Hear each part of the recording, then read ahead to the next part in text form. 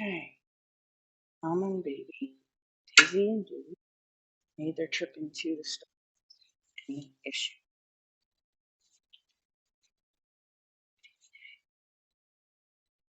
Who's that? Mm-hmm. You try to bite it? Don't try to bite it. You're gonna turn it off. Oh, no, you just changed everything. You just changed everything.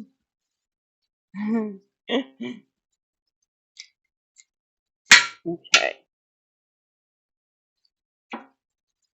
So it turns out yesterday was it yesterday? Thursday.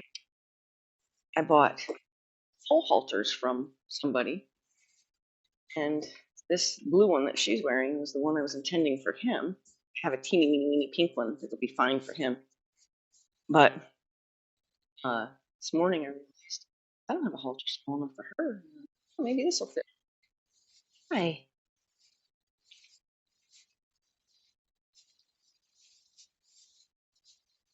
What are you doing? What are you doing?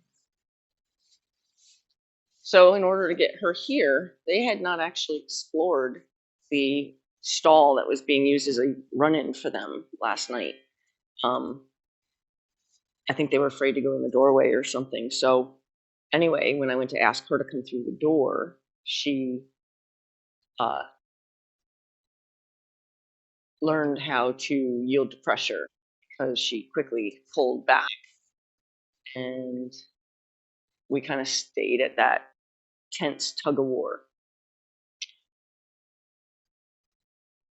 If you were to, tug, release, tug, which is what a lot of people do, is they pull, the horse doesn't come. So then they release and get a different grip, and then they pull again, they release and get a better grip and pull again. Well, every time you release, you tell her that not moving is the right answer, and this is just uncomfortable because, well, that's what it is.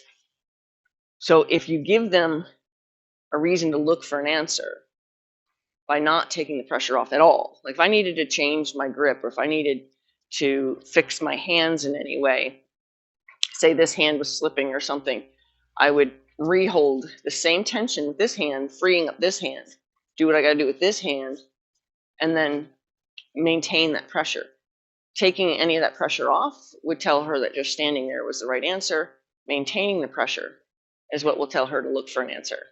As soon as she even leaned forward, I let her know that that was the right answer and took all the pressure off of her pole. Before long, she was offering to take a step, and then a step turned into a curiosity that, oh, I guess you're asking me to actually come with you. And it wasn't long before she figured out that at least following me was the right answer. I know that they've had halters on her. They've been able to kind of lead her like into the trailer and stuff, but it was made very clear that she has not even leading experience, which is perfect for me because I would rather her be absolutely clean slate. So I'm not undoing anything anyone else has already done, and giving her an education from the first day of school. Not sending her to a different school and then having her go, but that's not what they told me, right? So with foals, I always keep my hand, all horses that I work with, I always want to be able to put my hand on their forehead and have them lower their head to my touch. It's kind of a acknowledgement and acceptance of, or even a level of appreciation that they start to look for from me. And then I have horses that actually will ask, can you please touch me to tell me that I did something right? I had one horse I worked with many years ago that she'd stand there like, please, please, please touch me, please touch me. So it's very effective in helping them develop their confidence in working for you and you being able to tell them that, yes, this is what I do. So today I'm going to just kind of get my hands on her and get her to think that I'm pretty cool. And him, he's quite friendly. So, what I was saying about my hands on their face, in his case, it's more, yes, it's establishing that connection, but it's actually more to keep a feel on his intentions, because little ones tend to, rear up and strike and spin, and they, just out of exuberance, not out of bad behavior. So it gives me kind of a preemptive idea of what's going to happen. And if he were to suddenly decide to rear up, I have a push off point. So yeah, she's not going to keep that halter on. I'm going to keep her, learning how to do the halter. But I just unsnapped her when we got here, just for the sake of letting her free as fast as I could without it also, wrestling around her face.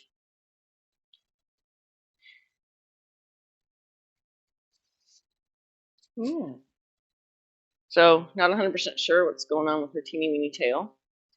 I'm hoping that it was just like matted so bad that whoever threw her in the auction decided that her malnourishment was evidence of neglect enough that they didn't want a matted tail as part of her. Uh, so you notice he'll put his ears back before he attempts to nip. We discovered that about him last night. So kind of have it tell what he's going to do before he's going to use his mouth, which is nice, because he's actually a very, very friendly guy and very, very, ears forward little guy. So it's nice because it's not like you have to try to figure out, his ears are in kind of a complacent space. What's he thinking? You kind of know if his ears are beyond, behind the complacency, then he's thinking something naughty.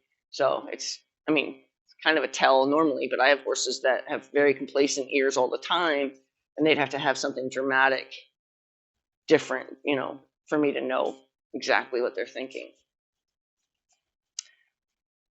It's very early, dark early, so I haven't had a chance to check to see, how their manure was last night. I won't be able to see that until the sun comes up.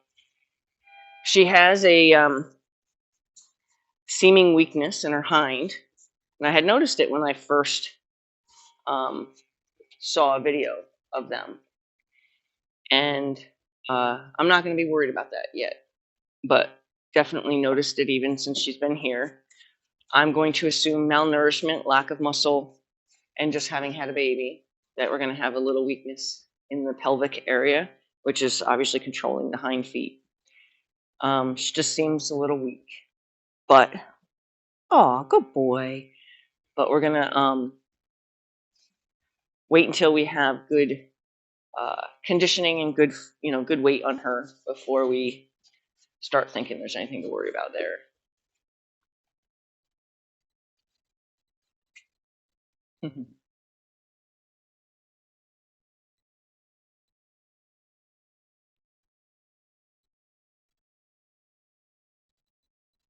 So just gonna let them settle in here,